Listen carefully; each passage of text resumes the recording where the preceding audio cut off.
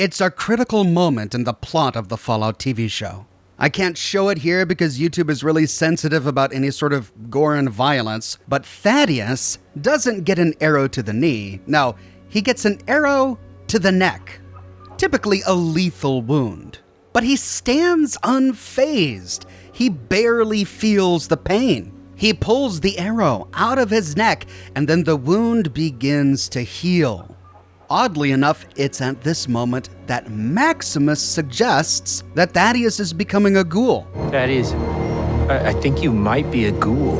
Oh no. And this is the catalyst that changes the trajectory of the plot, because everyone knows that the Brotherhood of Steel can't tolerate ghouls. The Brotherhood. They'll kill me if they find out. Ghouls are an aberration. They are a physical manifestation of the abuse of technology, since ghouls were made by nuclear radiation. Give me a reason to put you down, ghoul. Watch your mouth, friend. It's getting you in trouble.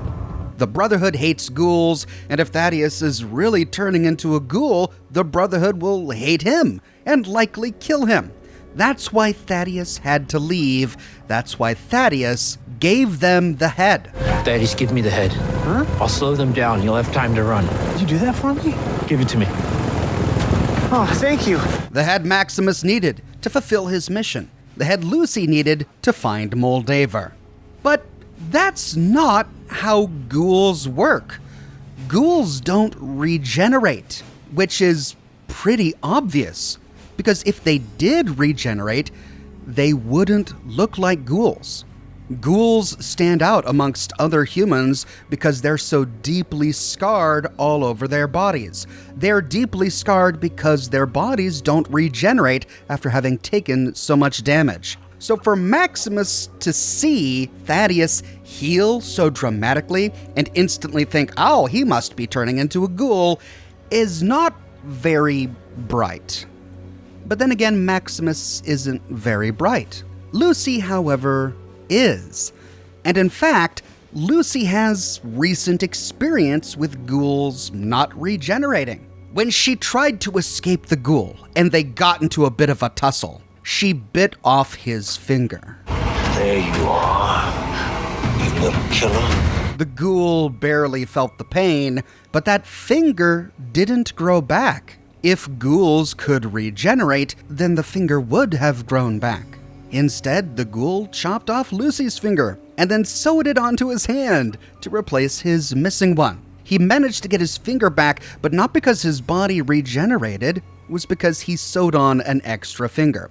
So Lucy knows this. Maybe she didn't speak up at this moment because she needed the head and Maximus had found a way to convince Thaddeus to get rid of it. But of course, this leaves a big question. If Thaddeus wasn't turning into a ghoul, exactly what was he turning into? Well, to answer that, we need to go back to the cause of his new power. Thaddeus is not a brave man. He's a bit of a coward. But he's also not stupid. When Maximus arrived at the airfield, he saw an opportunity to redirect the bullies that had made his life miserable. To be honest, me and the other guys used to regularly beat the shit out of him. It wasn't personal, you know? Well, people at the base, they used to beat the shit out of me. This shipment of new recruits came in, and one of them was Maximus. So it's a funny idea. What if we beat the shit out of that guy instead? And it worked. Yeah, I was really popular. He cleverly found a way to turn himself from a victim to a bully, saving himself grief. That's the kind of man Thaddeus is. He's a survivor. He's an opportunist. He's never gonna do anything that puts him in harm's way. And I think this observation can explain many of the behaviors we see Thaddeus do. When he arrives at Philly and Maximus briefly contemplates killing Thaddeus, Thaddeus grovels at Maximus's feet, begging for mercy. My lord, have I said something wrong? I do not know what I have done to offend, but I beg for mercy. He knows no shame. There's no low he won't go to save his own life. During the fight with the Gulper, he does help out Maximus. But this too, I think, was also part of his self-preservation instinct. After all, he's not a knight, he's just a squire of the Brotherhood, and he can't return back to the Brotherhood without his knight. Therefore, Maximus's fate, or as he thought, Titus's fate, was his own fate. He had to help Knight Titus if he ever wanted to get home safely again. There are some people who are cruel because they delight in being cruel. It's a hobby to them, it's a pastime, it makes them feel alive. Thaddeus is not that way. I realize that people die all the time. It's the law of the wasteland, so who cares, right? But still, I feel bad. Thaddeus is cruel really only to save himself. If he doesn't feel threatened, if he's not in any danger, he's happy to be normal, to be a good friend, to have a good time. It's only when he feels threatened that he's willing to be cruel to someone else if it means that he can be safe.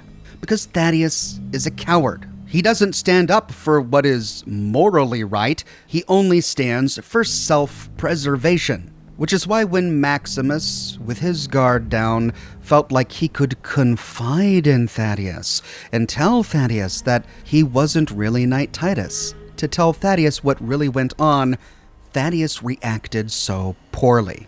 You and I, we just have to get our story straight. They're gonna kill you. Come on, I mean, they don't have to find out. It's the Brotherhood. They'll find out. He was suddenly in a very bad situation. Here he's got Maximus wearing a full suit of T-60 power armor, Maximus who could clearly injure him. But in order to stay on Maximus's good side, he has to betray the Brotherhood. The Brotherhood with the Pridwen and their vertibirds and their dozens of knights. The Brotherhood with an entire army. He's got to weigh, in this moment, the pros and cons. Does he anger Maximus, or does he go along with Maximus and potentially anger the Brotherhood? And in that split second, he chose to betray Maximus. I should have known better than to trust you. It was this betrayal of Maximus, out of his own self-preservation, that led to the scuffle where Thaddeus was injured. Maximus, in his power armor, stepped on Thaddeus's foot, completely mangling it. But because Thaddeus was clever, he managed to take the fusion core out of the power armor, trapping Maximus inside. He didn't think twice about it. He didn't care that Maximus was gonna die of starvation and thirst in a suit of power armor. What an awful way to go. And Thaddeus just walks off. I'm sure if Thaddeus could have chosen a less horrible way to kill Maximus, he would have, but this was an easy choice. In this moment, his only choice was to condemn Maximus to an awful death in the power armor or die by Maximus's hands. But the wound that Maximus left on Thaddeus is really bad. I mean, people have died over lesser wounds. His foot is crushed. His toes are dangling by sinews. Which is why when the snake oil salesman tracks him down, Thaddeus agrees to go along with him. It's his only hope for survival. The snake oil salesman's motives are unclear. He is a really weird guy. The show first introduces him to us as a guy who takes liberties with another man's chickens. It's just, the guy was my chickens. In the scene where he meets Thaddeus for the first time, he was in the process of committing suicide. He had a pipe rifle in his mouth and was about to step on the trigger with his toe. But just a moment later, when he races up behind Thaddeus, he begs Thaddeus not to kill him. Excuse me! Don't kill me! I'm a doctor, I can help you! What? The dude was just about to commit suicide, but now suddenly he wants to live? Why? Well, he really likes his job, I guess. He fancies himself as some sort of wasteland doctor, a physician, a crafter of elixirs. He tells us this all the way back in Philly. When he sees Siggy Wilzig walking out of Philly with his own injured foot after the ghoul shot it off, he shouts out after him. Serums to energize, serums to invigorate, serums to heal your feet. Even at that time, he's trying to cure feet. It's only much later, here with Thaddeus, that we learn that he actually can. He's not full of crap. Miraculously, the snake oil salesman's clinic, for lack of a better word, is really close to where Thaddeus was walking. He sees Thaddeus's foot, and he instantly knows of a cure. I've seen this condition before. Someone stepped on my foot. Yes, sometimes fatal. But you're in luck, because I've got the cure. He begins to go through the bottles on his shelf, but then Thaddeus does something stupid. What stopped me from just killing you, taking your whole thing of drugs? He threatens the guy's life. Why? Up until this point, Thaddeus has proven himself to be moderately intelligent. He's pretty sly when it comes to not getting bullied at the Brotherhood. When walking with Maximus, it was he who figured out that you could track a ghoul's radiation signature to find him. You left the ghoul alive. You've made it possible to trace the whereabouts of the target. All wastelanders leave radiation trails. Yes, right. I know that. But here he threatens the man who's his only hope, the only doctor who at least can claim to save his foot, and possibly even his life, and he pulls a gun on him? The snake oil salesman has to very carefully explain to Thaddeus why that was a bad idea. Well, when it comes to serums, not many people know the difference between the noxious and the benign. But which is which? Fine. Just give me the right one. Okay. But after Thaddeus puts the gun away, the snake oil salesman changes directions. He was looking through his cabinet for drugs, but after being threatened, he immediately goes to his case. If he was going to be taking medicine out of his case from the very beginning, why did he start by rifling through the bottles on his shelf? I get the impression that he had another cure in mind at first, and it was only after Thaddeus threatened him with the gun that he went for the vial in his bag. The elixir works.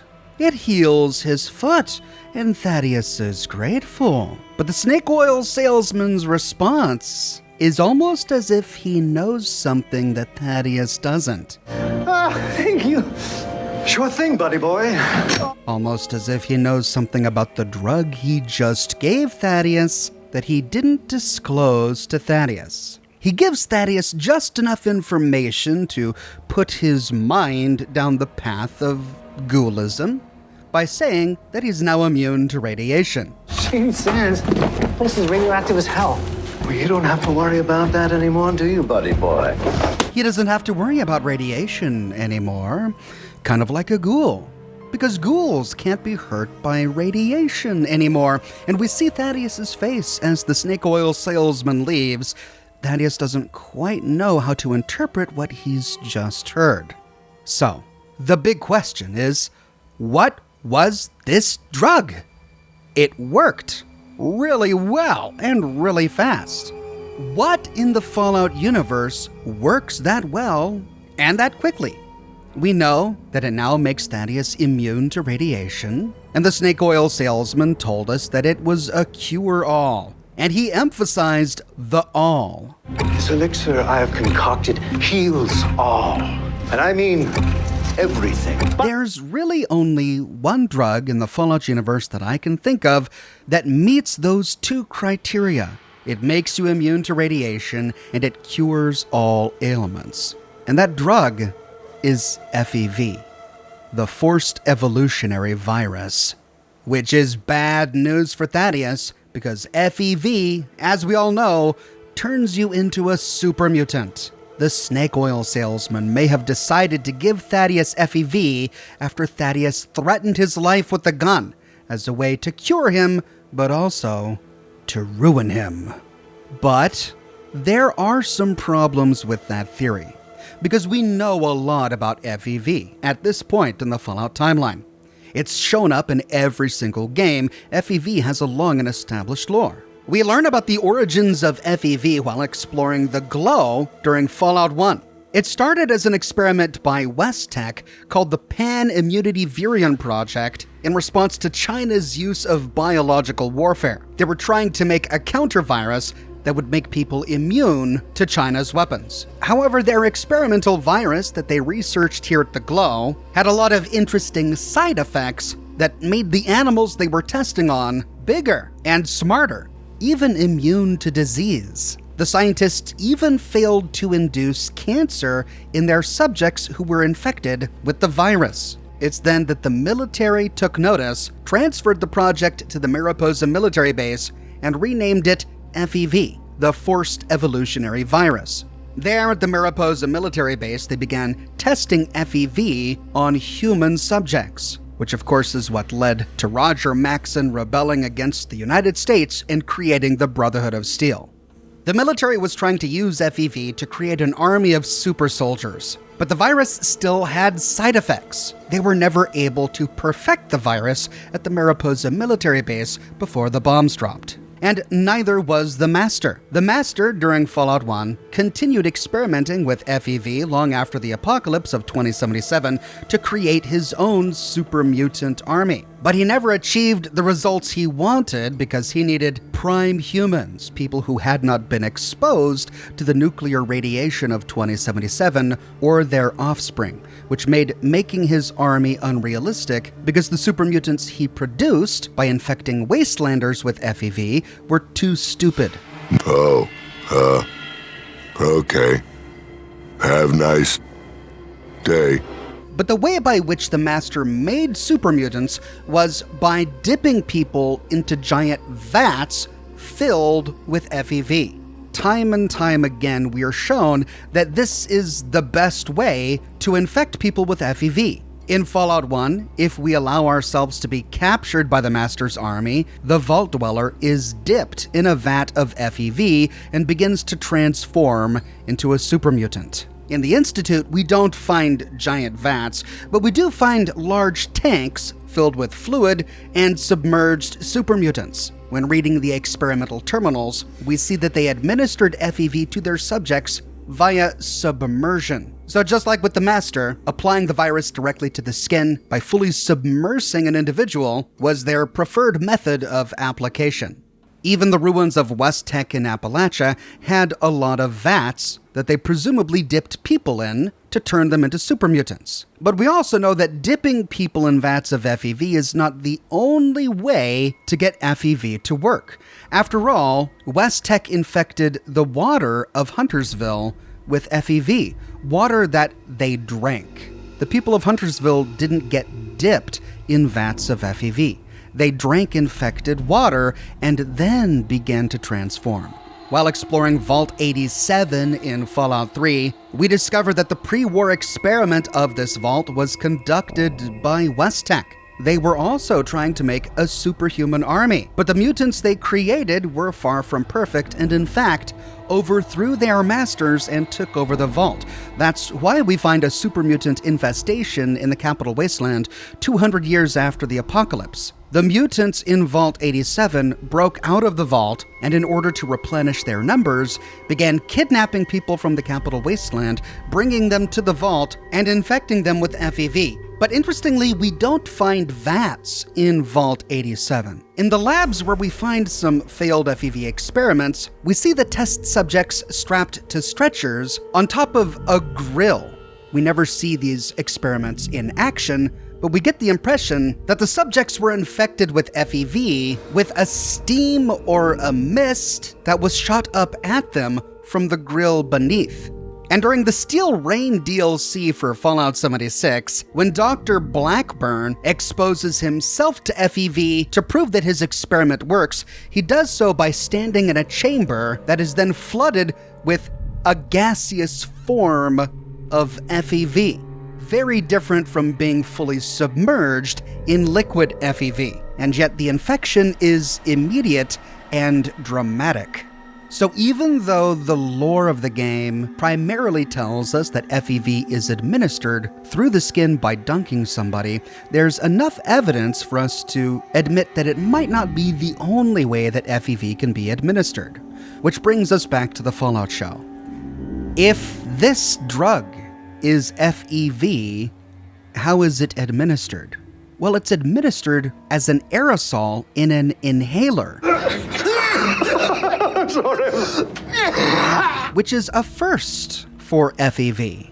Now, the snake oil salesman claims that he concocted this elixir. This elixir I have concocted heals all. But he's an unreliable character. He does a lot of really weird things. I don't think we can take his word for it. The bigger question, I think, is how he got his hands on it.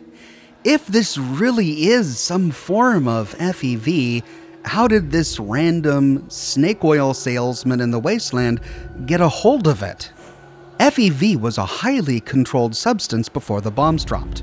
It was only found at West Tech research facilities and military installations.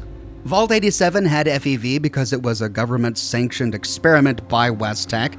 There are many layers of bureaucracy and red tape you gotta go through to get FEV. So how does this guy have it in a suitcase? Well, it might be really simple.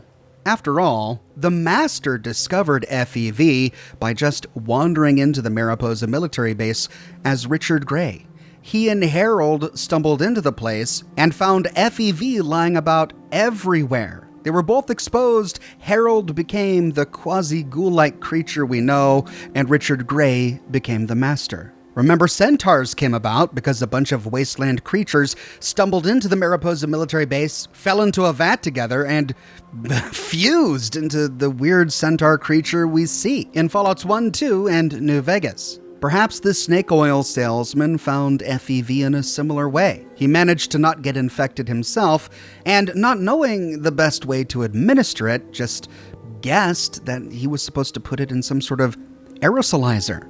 So we do have a couple of problems with the FEV theory. It doesn't look exactly like FEV from the Fallout games. It's not a bright green color, it's more of a faded yellow color. And it worked with minimal contact. Typically, your entire body has to be submersed in it, but Thaddeus just had to breathe it in once. This brings us to Thaddeus's fate. Clearly, the drug is still working. It's made him immune to radiation. It completely healed his foot. He can't be killed. At least we haven't seen a way that he can be killed yet. He sustained lethal damage. But even with an arrow sticking in his neck, he was not harmed, and the wound healed immediately. We can kill super mutants in all of the Fallout games, and they don't regenerate the way that Thaddeus did. That said, we do know that FEV is somewhere on the West Coast during the events of the Fallout show. For when exploring the Enclave headquarters at the very beginning of the show, we see a super mutant arm briefly move while its body is being carried away on a stretcher. We know that the Enclave, at least, is experimenting with FEV. I think at this point, FEV is one of the best explanations for how Thaddeus was cured, but I recognize that there are a lot of issues with this theory. If not FEV, what else can explain what we see here? Did the snake oil salesman really concoct this magic drug? Or did he find something that was invented before the war and he just wasn't competent enough to understand what it was? And what's in store for Thaddeus? In Season 2, will he turn into a super mutant? Or maybe into something far worse? Let me know your thoughts in the comments section below. I publish new Fallout videos each and every week on my channel, so if you don't want to miss my next one, be sure to subscribe and to hit that bell notification button. Only subscribers get notified when I publish content about Fallout 4, Fallout mods like Fallout London, and of course the Fallout show. You don't want to miss a thing, so make sure you're a subscriber. If you like what I do and you want to support me in another way, consider becoming a patron on Patreon or a member here on YouTube. YouTube members get little badges that appear next to their names in the comment sections of my videos, and access to ox emojis that they can use in my video comments and in the live chats of my live streams. I've got a plush for sale. It's in stock and ready to ship, but my quantities are limited and I'm almost sold out. If you want to make sure you have one before I am, snag one today. I've also got a shirt shop with completely unique designs that you can't find anywhere else. My designs come on shirts in a variety of men's, women's, and children's sizes, and in a wide array of colors. You can find them on other products as well, like smartphone cases, pillows, posters, mugs, stickers, prints, etc. So if interested, you can find a link to my shop in the description below, or you can click here. But more than anything, I'm just so glad you're here watching this video with me today. Thank you so much for watching, and I'll see you soon with more brand new videos. I was...